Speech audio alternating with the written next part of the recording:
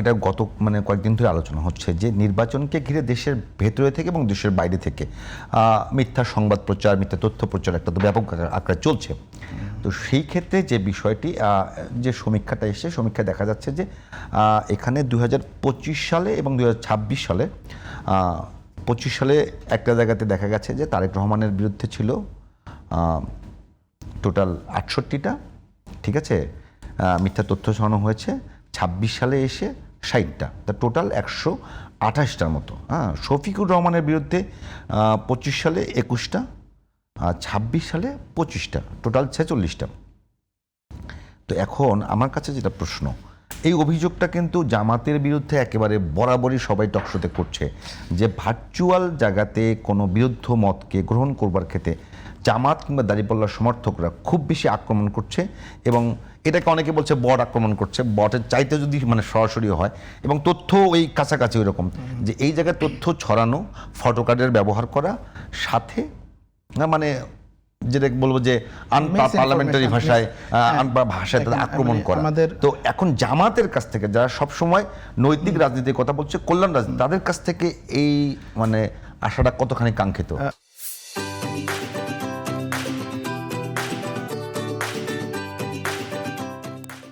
Miss ইনফরমেশনের কথায় যাওয়ার আগে আমি একটু বটের আলোচনায় আসি। যে অনলাইনে যে অ্যাটাক করা, অনলাইনে অ্যাটাক করার জিনিসগুলো, অনলাইনে গালিগালাজ করা, এটা বাংলাদেশে একটা পারভার্সিভ জিনিস। একদম কি বলে, সব জায়গায় আপনি যে মতেরই হন না কেন, আপনি ধরেন আজকে তারেক রহমানের একটা ক্রিটিক করে কথা বলেন, দেখবেন কালকে ওখানে গালিতে ভরে যাবে। আমি সময় টিভিতে একদিন আপনাদের এখানেও কথা বলেছিলাম যে আওয়ামী লীগের ভোট 2-3%, কারণ আমি সার্ভেগুলোতে এরকম পেয়েছি। ওই পোস্টের নিচে সময় টিভি এটা কেটে আলাদা করে শেয়ার করেছিল। ওই পোস্টের নিচে দেখবেন আমার 14 গোষ্ঠীকে তুলে ধরে অন্তত কয়েক হাজার গালিগালাজ আছে, এবং যারা শেয়ার দিয়েছে সেখানেও গালিগালাজ আছে। আমি কমেন্টগুলো দেখেছি, কারণ ওখানে কমেন্টে আবার আহ্বান জানায়, সাহস থাকলে কমেন্টগুলো এসে পড়ে দেখো। তো আমি কমেন্টগুলো পড়ে দেখেছি, আমার ওইটুক সাহস আছে যে আমি তো মিথ্যা কথা বলি না। তো এটা আমি বললাম কি, ধরেন এইটা তো আমি পুরুষ মানুষ, তাও আমাকে এরকম গালাগালি করা হচ্ছে এবং অশ্রাব্য ভাষায়। এটা যদি কোনো একজন নারী করে তাহলে তাকে আরও পার্সোনাল লেভেলে অ্যাটাক করে আরও গালিগালাজ করা হয়। এটা সব মতের, সব দলের বিপক্ষে এটা হয়। আপনি যদি ধরেন এই যে যেমন পিনাকি ভট্টাচার্য বলেন যে ওনাকে বিএনপির লোকেরা এরকম গালাগালি করেন, আবার হয়তো সাইদ আবদুল্লাহ ভাই বলবেন উনি কোনো একটা কথা বলছেন, ওখানে জামাত শিবিরের লোকেরা গালাগালি করছে। এটা আমার কাছে মনে হয় এটা আমাদের একটা ন্যাশনাল ফেনোমেনা, এই ধরনের গালাগালিগুলো। এটার একটা কারণ আমার কাছে মনে হয়, আওয়ামী লীগের বিরুদ্ধে আন্দোলন সংগ্রাম করতে গিয়ে যখন আমাদের কাছে কোনো উপায় অস্ত্র ছিল না, অনেক প্রবাসী অ্যাক্টিভিস্টরা তারা অনলাইনে গালাগালিটাকে নর্মালাইজ করেছেন, যেটার কারণে তাদের যেহেতু হিউজ ফ্যান ফলোয়ার ছিল, তারা এই জিনিসটা ইন্টারনালাইজ করে ফেলছে, আত্মহত্যা করছে, এবং তারা এখন যেখানে সেখানে গালাগালি করতেছে। তারা মনে করছে এটা একটা প্রতিবাদের ভাষা, যেটা খুবই নিন্দনীয়। আমি মনে করি এটা থেকে সবারই সরে আসা উচিত, এবং রাজনৈতিক দলগুলো তাদের কর্মীদেরকে গাইডলাইন দেওয়া উচিত, তোমরা যেন এটা না করো। জামাতের ক্ষেত্রে আমি দেখেছি জামাত কয়েকবার এরকম নির্দেশনা জামাতের জনশক্তিকে দিয়েছে যে যদি আমাদের জনশক্তির কেউ এগুলাতে ইনভলভ থাকে তারা যেন এই ধরনের গালাগালি অনলাইনে। জানতে চাচ্ছি যে আনুষ্ঠানিকভাবে দলগুলো কিন্তু এখন পর্যন্ত কোনো ব্রিফিং করে বা বড় কিছু করে। জামাতের ক্ষেত্রে আমি বেশ কয়েকটা সার্কুলার এরকম দেখেছি, যেহেতু জামাতের বিরুদ্ধে অভিযোগগুলো এভাবে আসছে একচেটিয়াভাবে, কিন্তু আসলে অভিযোগটা সবার বিরুদ্ধেই, যেহেতু জামাতের লোকজনকে টার্গেট করে বলা হয় যে শুধু জামাতের লোকেরা গালাগালি করছে। ব্যাপারটা আসলে এরকম না। গালাগালি অনলাইন স্পেয়ারে বাংলাদেশের সব মানুষরা করে। আমি তো আমার নিজের এক্সাম্পলেই বললাম, আমাকে গালাগালি করা হচ্ছে এরকম করে। তো এইটা আমি ডেফিনেটলি এটাকে নিয়ে কোনোভাবে কথা বলার কিছু নাই, এটা নিন্দনীয় কাজ, এবং সবারই এটা নিয়ে সচেতন হওয়া উচিত। রাজনৈতিক দলগুলো তাদের কর্মীদেরকে বলা উচিত, BNP, Jamaat, across the board আর কি সবারই দরকার। আর যেটা আমি বলি যে রাজনৈতিক নির্বাচনের সহিংসতা, সাইদ আবদুল্লাহ ভাই ঠিকই বলেছেন যে এবারে আপনিও বললেন যে রিলেটিভলি রাজনীতিতে যে সহিংসতা হয় এটা তুলনামূলক এবছর কম। কিন্তু আমরা যদি দেখি যে রিসেন্ট টাইমে অনেকগুলো সহিংসতার ঘটনা ঘটেছেও, যেমন শেরপুরে জামাতের নেতাকে হত্যা করা হলো, থানা পর্যায়ের নেতাকে, তারপরে নারীদের উপরে অসংখ্য হামলা করা হলো, এবং একদম প্রকাশ্যে বলা হলো যে এই জামাতের নারীরা ভোট চাইতে আসলে পেটিকোট খুলে ফেলবি, এ ধরনের নির্দেশনা দেওয়া হচ্ছে কর্মীদের, এবং কর্মীরা তো বসে নেই, কর্মীরা নানান জায়গায় অ্যাটাক করতেছে। একজন মহিলাকে আমি দেখছি ভিডিওতে, তার হিজাব নিয়ে টানাটানি করতেছে, ওটা খুলে ফেলতে চায়, বলতেছে তুই বেটি মানুষ, তুই কেন এখানে ভোট চাইতে আসবি, তুই ঘরে যা, স্বামীর খেদমত কর। এভাবে করে আক্রমণ করা হচ্ছে নারীদেরকে, নারীদের রাজনৈতিক অধিকার যেটা সেটা চর্চা করার ক্ষেত্রে বাধা দেওয়া হচ্ছে। এগুলো আমি দেখিনি যে বিএনপির পক্ষ থেকে এ ধরনের কোনো প্রতিবাদ করা বা শোকজ করা বা কাউকে বহিষ্কার করা এ ধরনের নির্দেশনার জন্য এটা করা হয় নাই। এটা খুব দুঃখজনক।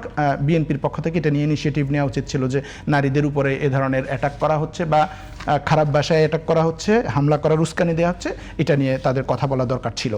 আর যেই সহিংসতাগুলো যেগুলো ধরেন কিছু জায়গায় বিএনপির বিদ্রোহী প্রার্থী থাকার কারণে, যেমন টিআইবির রিসেন্ট একটা রিপোর্ট হয়েছে যেটাতে বলেছে লাস্ট 1.5 বছরে আউট অফ 600 500-র বেশি সহিংসতার ঘটনা, 550-এর বেশি সহিংসতার ঘটনা হচ্ছে বিএনপির মানুষজনরা করেছে। হয়তো ইন্টারনাল হয়েছে, অন্য দলের সাথে হয়েছে, বেশিরভাগই ইন্টারনাল আন্তদলীয়। তো এখানে 92% হচ্ছে বিএনপির লোকেরা করেছে, জামাতের ব্যাপারেও 7%-এর কথা বলা, 7.7% বলা হয়েছে।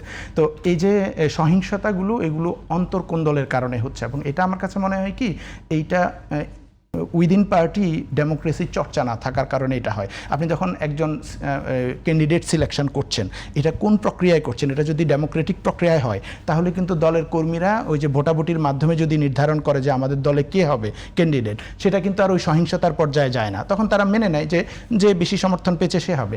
এখন এইটা হয় কি দলের উপর থেকেই তো এই ডেমোক্রেসির চর্চাটা আমরা করতে পারছি না। ধরেন তারেক রহমান সাহেব দেশে আসলেন, উনি বিএনপির চেয়ারপারসন হবেন এটা মোটামুটি সবাই ধরেই নিছে, জানেই। কিন্তু উনি এসে যেটা করতে পারতেন যে অ্যাটলিস্ট একটা কাউন্সিল ডেকে দেন দলের গঠনতন্ত্রকে ফলো করে, তাদের গঠনতন্ত্র অনুযায়ী হয়েছে না, গঠনতন্ত্র অনুযায়ী হয়েছে, গঠনতন্ত্রে কাউন্সিল করেই করার কথা। গঠনতন্ত্রে কাউন্সিল ছাড়া কে যে কেউ হয়ে যাবে এরকম। আচ্ছা, গঠনতন্ত্রে আমি বলছি আপনাকে জানাই তথ্যটা জানাই। গঠনতন্ত্রে ওই তার মানে যদি এটা থেকে থাকে তাহলে অবর্তমানে দায়িত্ব পালন করবেন তিনি। এখন সেটা ভারপ্রাপ্ত, ঠিক আছে, কিন্তু ভারপ্রাপ্ত না। যদি এটা থেকে থাকে তার মানে তো গঠনতন্ত্রই আনডেমোক্রেটিক। এটা তো গঠনতন্ত্রটাই ডেমোক্রেটিক না, যে একটা দলের চেয়ারম্যান হয়ে যাবে, দলের কাউন্সিল হবে না।